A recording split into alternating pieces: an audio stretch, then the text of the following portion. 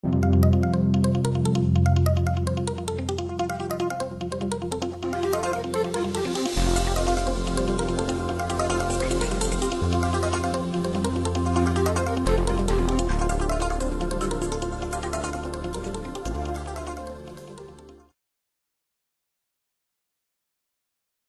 to the Small Acreage Horticultural Crops webinar series. My name is Marco Palma, and I'll be talking to you about some general marketing strategies for horticultural crops. And what I want to do in this presentation is first, I want to give a basic marketing introduction and talk about what are the main steps that we need to do for a marketing plan and having that marketing strategy for our business. And then I'm going to talk about some driving forces in our industry that are important in terms of direct marketing approaches to selling our products. And then I'm going to start talking about understanding the customer. What do we need to do in terms of understanding the customer? We know that most of us have a lot of experience growing our crops, but when it comes to dealing with the customer, that's another story. So we're going to talk about some of the main things that we need to be aware in terms of understanding how the customer think and how the customer reacts to different incentives. And finally, we're going to talk about some key things about sales and display of our products, especially when we deal with direct marketing approaches. And what are the things that we need to take in consideration to grow our crops successfully? Not only that, but to grow our crops so we can make some profits. So the first part is that we've all been aware of marketing, and we've all heard the phrase that the successful of an agricultural enterprise, especially in horticulture, is highly dependent on marketing. And we've heard the phrase effective marketing is the key for profitability. But then the logical first question to this is, what is marketing? And a lot of people have a tendency to associate marketing with the selling or advertising or promoting a product. And marketing is much more than that. Selling and advertising and promoting a product is just one step in the process of marketing. Marketing is a process, as I just said a minute ago, that incorporate three main things. The first thing here, as we look at this slide, is that marketing is the total system of business activities that is designed to first plan, price, promote, and distribute products that, and this is the second key component, that those products satisfy the wants and needs of current or potential customer. And the third part of the definition is that marketing also accomplishes some business objectives that we've established prior to producing our products.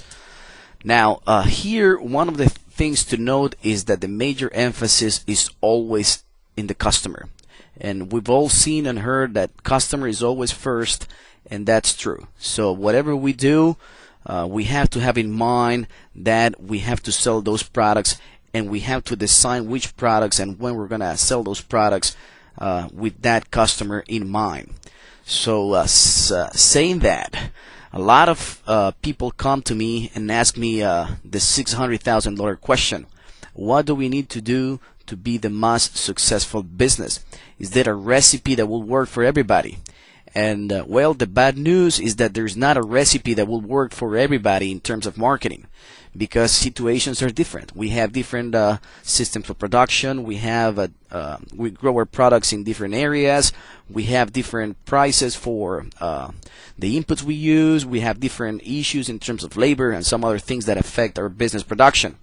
But in general, I always tell my growers that it's easier to sell customers what they want to buy than growing what we want to grow and then try to sell those products to the customers. The marketing planning process has 5 main steps, and these steps are described here in this slide. The first one is to perform situational analysis. We're going to go through some of these more specifically and talk about what type of information and what do they mean and how do we collect that information.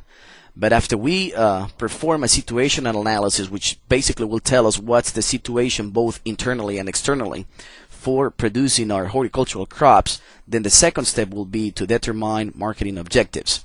And those objectives have to have certain specific things that need to be developed on. And we're going to talk about that in a minute. Then we need to formulate the strategies that are going to help us to achieve those objectives. And fourth, we're going to implement the tactical procedures for each one of those strategies. And finally, a key part in the process is the evaluation and control.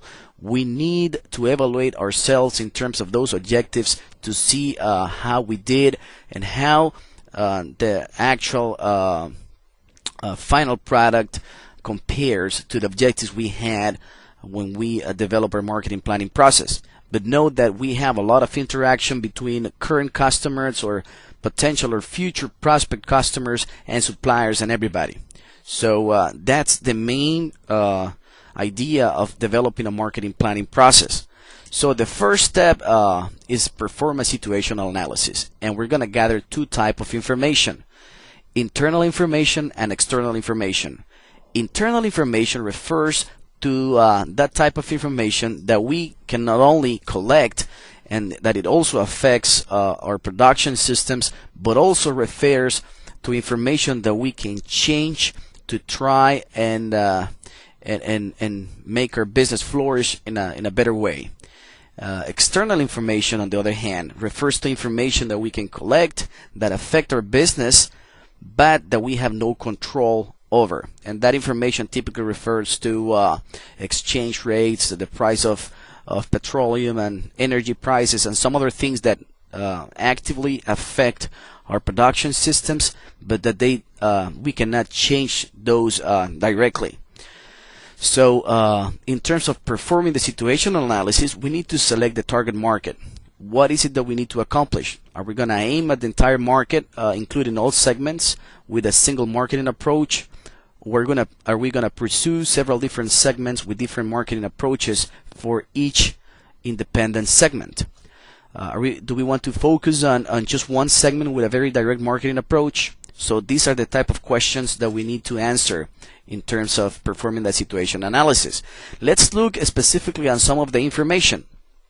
In terms of the external information that we can gather, there might be some environmental constraints in terms of the cost and availability of input materials such as chemicals, soil materials, etc.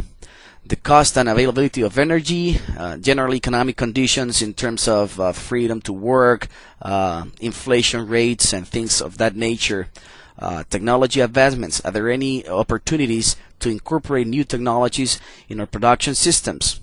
And the general political environment. And when I talk about the political environment here, I refer to policies that influence or that have some impact in agriculture. So we talk about the quality, pesticide use, and some other important and relevant issues that we need to be aware of. Right now, for example, we have a couple of issues that have had a lot of attention lately, including food safety issues for the produce industry, and there have been a lot of things that have developed in that area. So we need to be aware of some of those. Another example might be some other important immigration and labor related information that we also need to be aware in terms of the general political environment that we work in. The second type of information are market conditions, and basically what's our market? We need to define our market in terms of what's the market size, the population that we're selling to, the average family size, the number of households. How are these households growing? Is the demand for our products growing? If so, what's the direction of the growth? And so we can take advantage of these. Also, we need to do some type of market segmentations for alternative outlets, for example. Are we going to differentiate our markets by demographic groups in terms of age, gender, income, and education? Maybe for some products, if we produce some type of differential products in terms of local foods or organic products or even sustainable products or any type of products that have this type of green designation that we can differentiate in some way. We also need to understand some of the buyer purchasing habits. Where do people purchase these products and why? What's the time, the place, the frequency? Do they purchase the majority during the weekends? Is it during the days? If we sell directly, there might be some days where there might be some farmers markets or some other type of direct marketing approaches where people come and specifically to some specific dates or some specific days of the week, some things of that nature. And also buyer use habits. When, where, and what's the purpose of the purchase. Then the third type of external information, it's the analysis of the competition. What's the number of competitors in your area? Who is the leading firm in terms of the competition that you have, and some of the market shares of some of the other producers in your area? And what are the relative strengths and weaknesses in terms of prices, product mix, quality, promotion and advertising, cost structure, transportation cost, technology, management, and many other variables. Where do we gather this information? Well, there are some state or national trade associations that collect this type of information. There might be some landscape contractors and architects. If we're dealing with some ornamental or green industry products, it's also good to talk to county extension agents and horticultural specialists to talk about some of the current trends. And the Texas Department of Agriculture has some information related to statistics and trends for products and sales. But you can also go online and use the internet to look for some information. At the end of the presentation, I'm going to give you a few websites that you can go visit to look for some information related to marketing. And the main source of information are your customers. Talk to your customers. Ask them what's new, what are they demanding, and take this in consideration when you plan to grow some of your crops. Now, the second step in the marketing planning process is determine your marketing objectives. And the marketing objectives are typically set in such areas as profits, return on investment, sales volume, market share, pricing, and advertising and promotion. Now, these one thing that is important here is the fact that in order for us to measure this, we are assuming that you already have in place some type of record keeping. And you should do this for, it doesn't matter how small an activity might be, you should be keeping track of everything you do in your farms. Now, when we refer to objectives, we say that the objectives should be SMART. And we use this SMART word to define objectives so that they are specific, they're measurable, they're achievable, they're realistic, and they also have a time frame attached to the objective. And we have to recognize that marketing objectives are something that change constantly.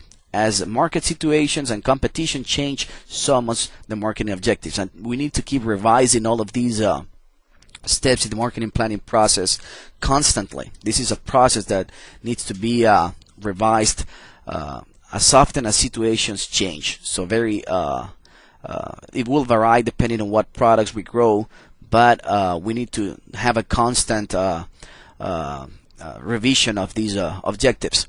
Now, the strategies that are going to help us accomplish those objectives are we going to do market penetration, which basically means that we're going to fill the needs of an existing market. Or are we going to try to develop new markets when we're going to find those new markets for existing products or the products that we already grow? Are we going to do some type of product development? We're going to develop new products for customers in our present markets, or the markets that we already sell to.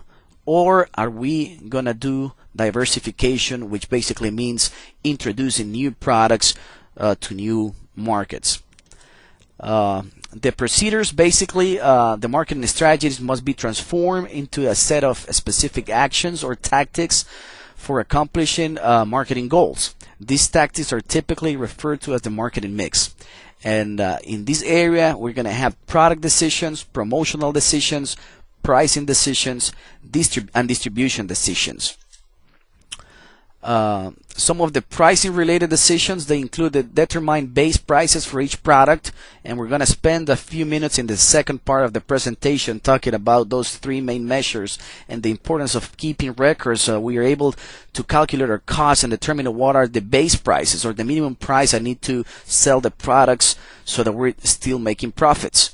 And these base products, when we determine our cost, we should also include there the cost of our time, so that we are actually including every single cost. That's the main difference between the cost structure for an economist and an accountant. For an accountant, when we calculate the cost, is basically whatever we can spend, or whatever we spend in our activities. For the economist, we also include the opportunity cost, or the cost of your time. What will you be making if you were not doing this activity? And you also need to include that in your calculation of your cost.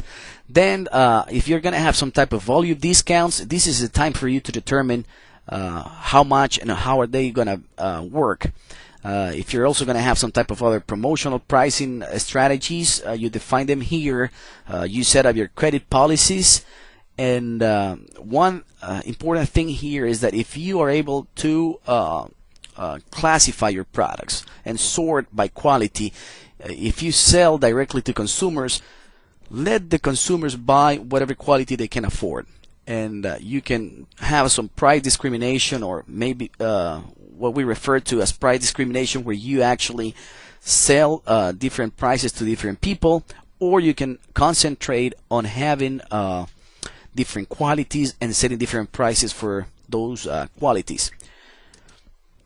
Now, the final step in the marketing planning process is the evaluation and control. It's important that we measure how we did compared to the objectives we had in the marketing planning process. Performance of the plan must be measured, and we have to develop standards against which performance can be evaluated. Typically, the manager develops quantitative measures of overall planning performance, such as comparing total sales and profits with figures from preceding years, or even from some other competition if it's available, if that data are available.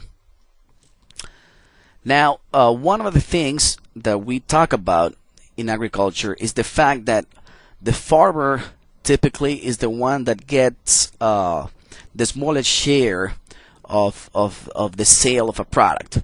And if we look, for example, to a box of cereal, let's say a box of cornflakes, for every dollar of the price in that cereal box, typically only about 3 cents go back to the corn grower. Now that's a big deal when we talk about marketing. And here we have the marketing margins for food in general. So we have here the aggregate value of food.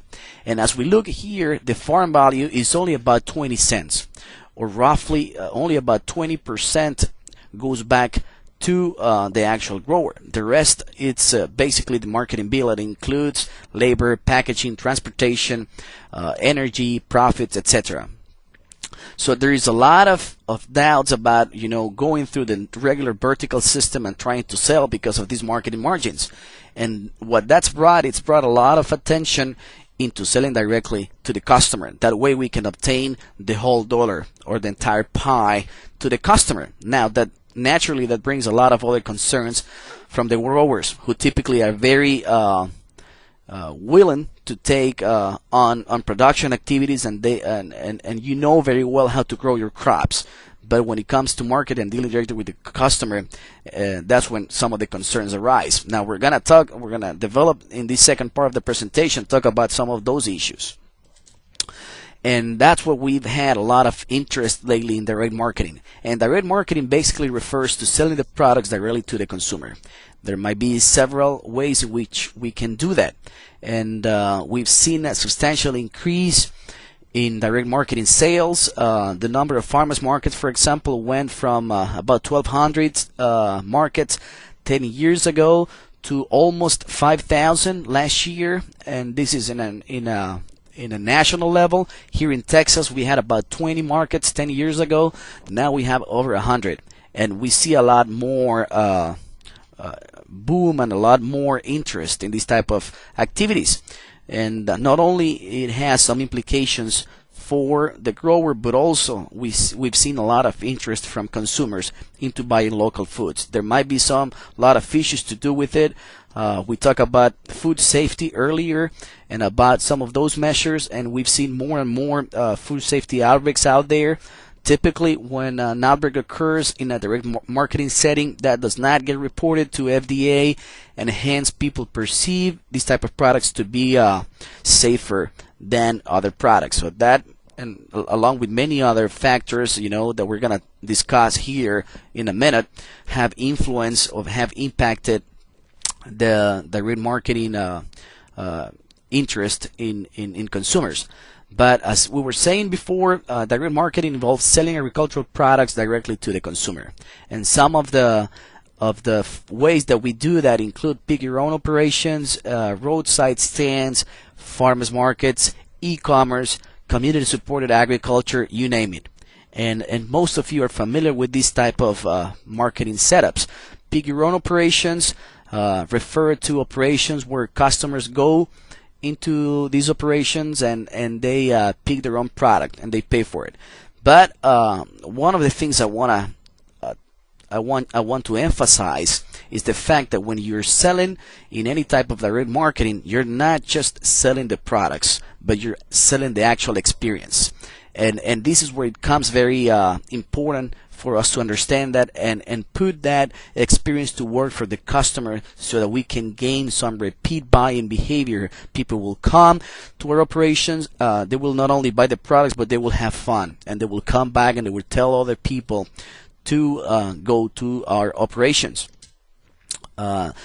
Pick your own operations have been adapted to some other type of products. It doesn't have to be just the regular fruits that we've seen in the past. We also can do pick your own operations for flowers, ornamentals. There have been some successful stories from growers who have adapted those to some other type of products, including, for example, there is a farm that sells some type of fishing experience where people go there and have a good time fishing, and at the end of the day they buy products. So these type of pick your own operations have been adapted to other non-horticultural products that can be sold in this type of market setup.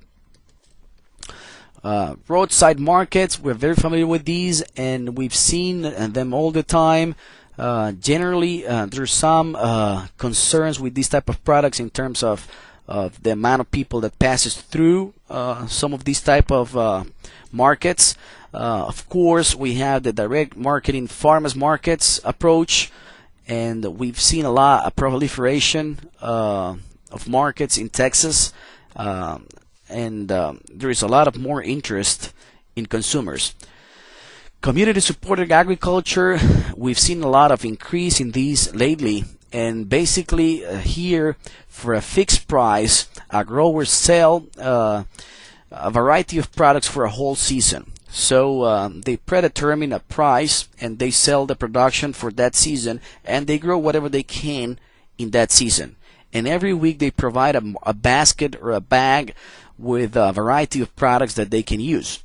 And there are certain ways that you can make this work in your operations.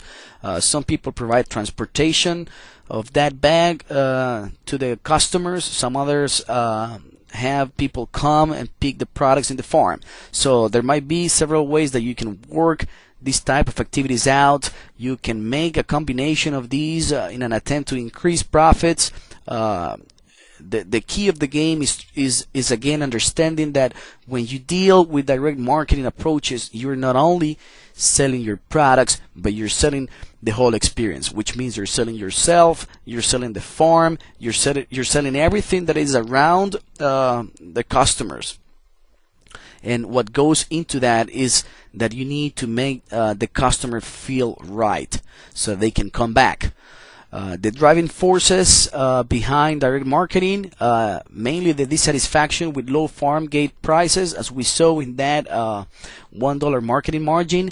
because there's also retail buying consolidation, and urban sprawl has allowed farmers to an opportunity to take advantage of that setting and try and gather more customers together in different areas to sell some fresh products.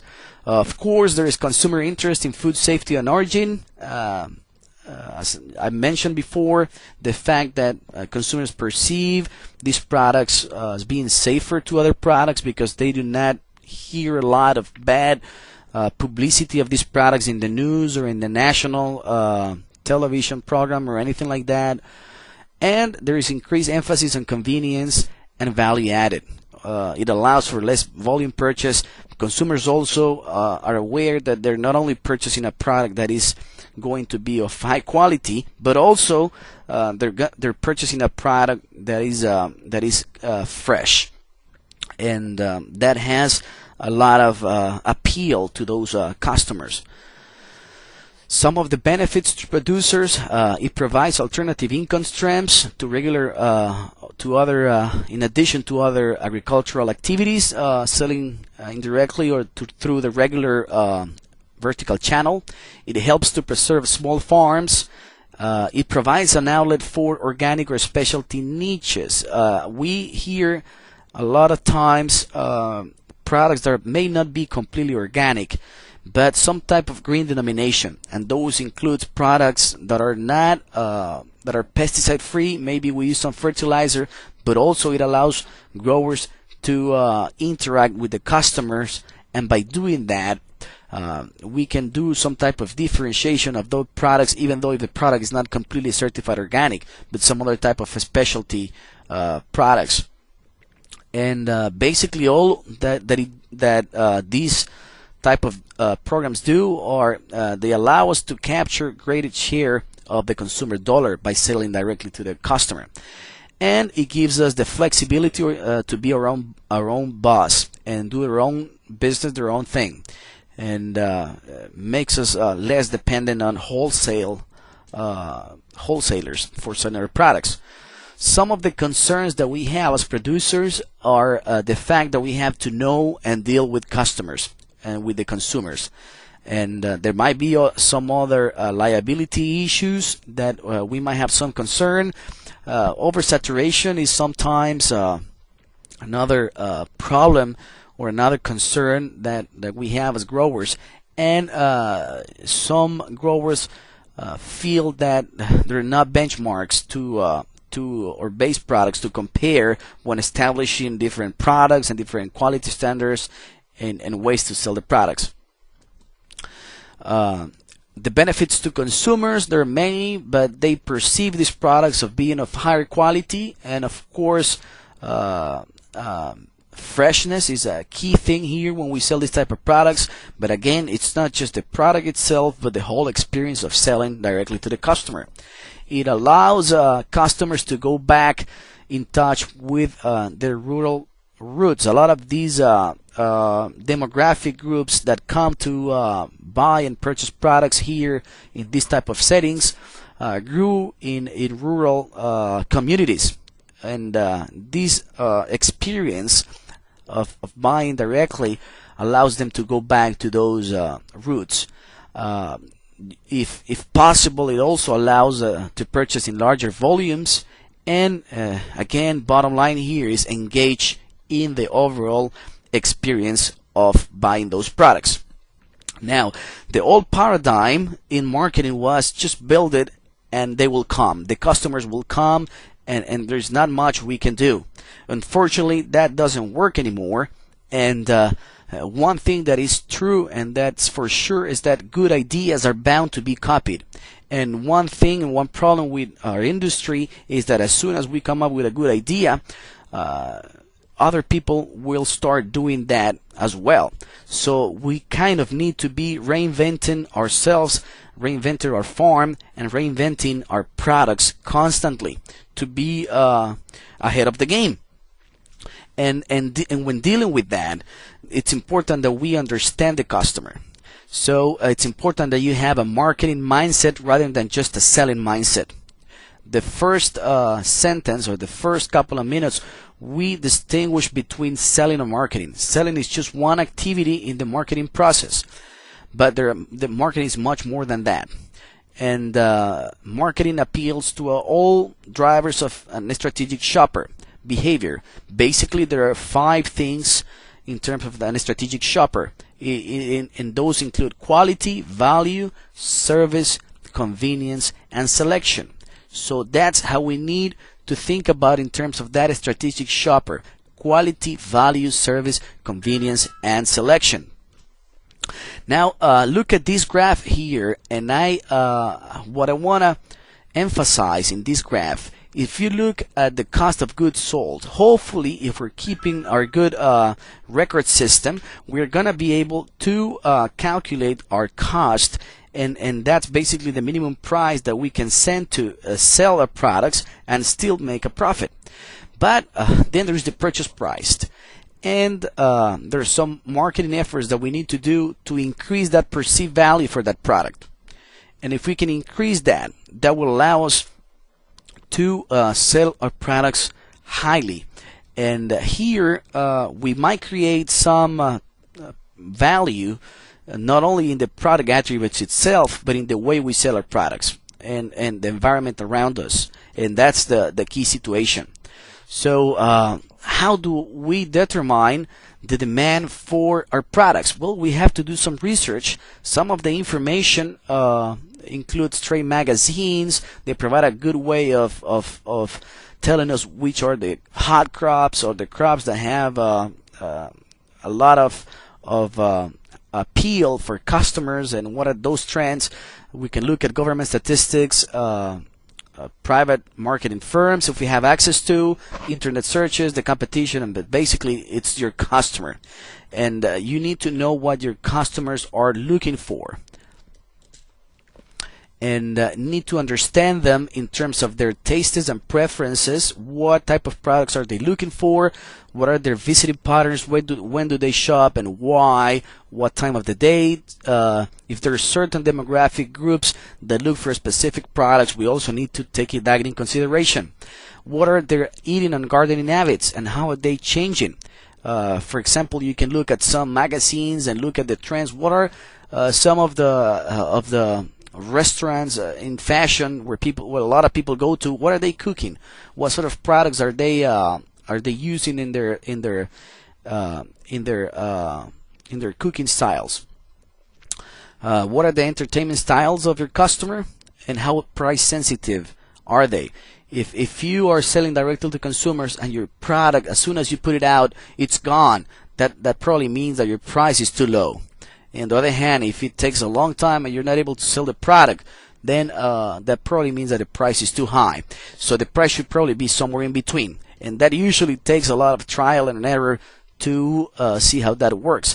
But how price sensitive are my customers? If I increase the price 50 cents or $1, do I see a lot of change in those patterns?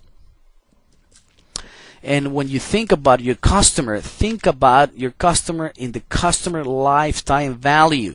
In other words, this concept refers to a customer as the net profit earned from sales to a given customer during the time that customer purchases from our businesses. So we can use that as a sale focus, and it's about how the customer is treated over time. So it provides us also with a measure of customer loyalty, and how do we gain that repeat buying. In practical terms, for example, the value of a college student will not be the $10 they spend on a pizza when they visit a pizza parlor, but it will be the $960 that they purchase over the 4 years they spend in college. Similarly, the customer value will not be $35 per visit they spend on hairstyle, or $18 per fill up in a gas station. Well, nowadays with gas prices, might not be even 18, but it might be twice that much, or even 3 times as much. But the overall value of the customer is that total that they spend over the time while they are our customers. So we need to think of our customers in that longer term sense. In terms of investment, it is easier to gain repeat buying from the current customers we have than to try to go out there and find new customers. And we need to understand that if we're dealing here with the experience of selling our setups and selling the products and everything, we always need to have our image in mind. And an image gives us a mental conception of ourselves, our basic attitude, our orientation, and not only just from us, but from our surroundings and our business, our signs, everything. And that includes the physical appearance of the facility, the cleanliness, convenience, capabilities, the product selection and uniqueness and diversity. How well is the product displayed in our settings? It also includes the service and knowledgeable personnel, and honestly, sincerity, truthfulness, and basically what it comes down to is the value or the price quality ratio. What type of quality are we getting for the price we're paying? In terms of sales and display, there might be some things that we can do to increase the appeal of our products. If we order them, if we have a lot of product out there in terms of the selection, it gives the idea to the customer that they have more to choose from, and that might be a strategy to do. We also want to use some type of color structure and appeal, but in general, it's important that you include in your direct marketing settings a lot of diversity of the products, but you also do your research and look at the trends. What are the hot cash crops? Look at what chefs are cooking in restaurants. Look at some magazines and look at what's going on there. And you need to prepare yourself, your stage, and your product. And one key question that you need to be asking yourself is, why are you different? What makes you different? And that's your branding. That's your differentiation point from everybody else. Is it you can do this by using signs, by business cards, by special colors or special clothing, the way you use your baskets, your tablecloths, banners, styles, basically everything goes into that branding effort. As I said before, you need to gain repeat buying business. Try to be the best in your zone. That helps improve the overall quality and market and sales of the overall market. And when you're dealing, for example, with marketing, tell people about what's coming next week in terms of specials, or maybe some products that are going to be in season soon. And just always tell them, be courteous and tell people, we'll see you next week. Provide some frequent customer discounts or maybe some type of extra products. One way to differentiate yourself is also by providing recipes and other services. If you're dealing with ornamentals, for example, you can provide some instructions for people on how to take care of those plants in terms of water and shade and some other things. You need to have your setting clean and color coordinated. A lot of people who deals with these have seen that yellow makes products really pop, really look it well. Try to have multi layers of product. It's important that you have some shade so the product can preserve their freshness, and also that leaves some space for the customer to set down their packages and interact with you. And if available, you should display farm signs with clearly marked prices so that people know what they're paying for. And the more product that you have, it gives the customer the idea that they really have a lot of product to choose from. And in terms of signs, you need to have the sign of your farm with your location, and try to put the word fresh, for example, is a way to work. You can do some product description, recipes, maybe a name tag. If you have a website, you should include that in your operation. If you're not on the web, you're not on the web. And a lot of growers nowadays have a page with listings of products by season and what products can you buy during certain months. And that's a good idea for you to start gaining some customers. You can do that as a market association, as an individual grower. Now it's not very expensive to get a World Wide Web address for you to have some presence online. Now, the second part of the presentation, we're going to deal with profits and what is it that we need to do to grow our products profitable. And there are three main things that we need to do. But the first one is we need to have a record-keeping way of that will allow us to calculate our cost. You need to know your cost. And when you do that, then basically there's some pricing strategies that you can use to maximize those. And of course, you need to decide the crop mix. What products are you going to grow and when? And these three things are interacting with each other all the time. And you need to start working in this relationship if you want to be profitable. We have here a graph that shows sales in the upper line, the yellow line or orange line, and the bottom line, the red line, shows profits. So it might very well be that you have a product that you sell a lot and that generate a lot of money, a lot of sale money, but maybe you're not making any profits on it. If you're beyond that green dotted line, you're not making any profits, even though you're seeing a positive amount of dollars coming in. So that's why it's important that you keep track of your cost so that you know if you're making money on those crops or not. So it's important because it helps you identify items that you have a low cost or a comparative advantage, and you need to focus on those and grow those products. And those products might be different than the neighbor 20 miles or even 5 miles down the road because of different situations, because different managerial skills, because of different qualifications in terms of growing some certain products. You also need to identify items with high costs. So those are the products that you have a comparative disadvantage on, and reduce those products. And it helps you determine your price floor.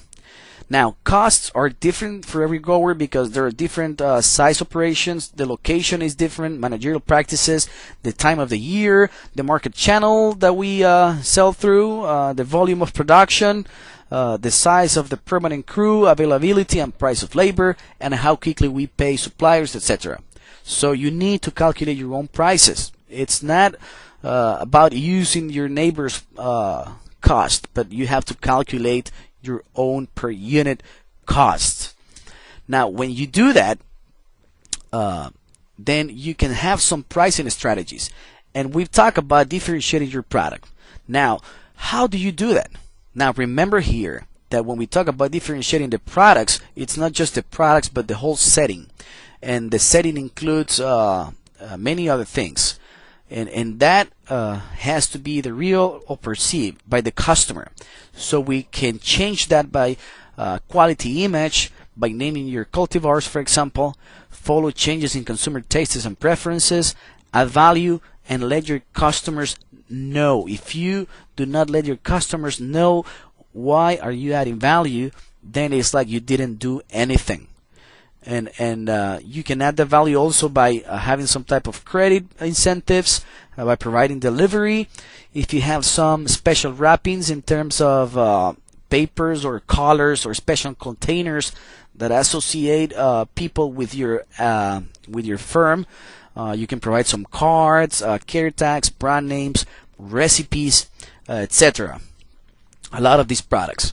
In terms of the crop mix, what to grow, it's important that you meet your customers' needs and you have that in mind. And we've talked about some of the ways that you gather that type of information. Crop mix allows you to transform your marketing opportunity into customers' loyalty. And also that will be transformed into growth in sales and profits.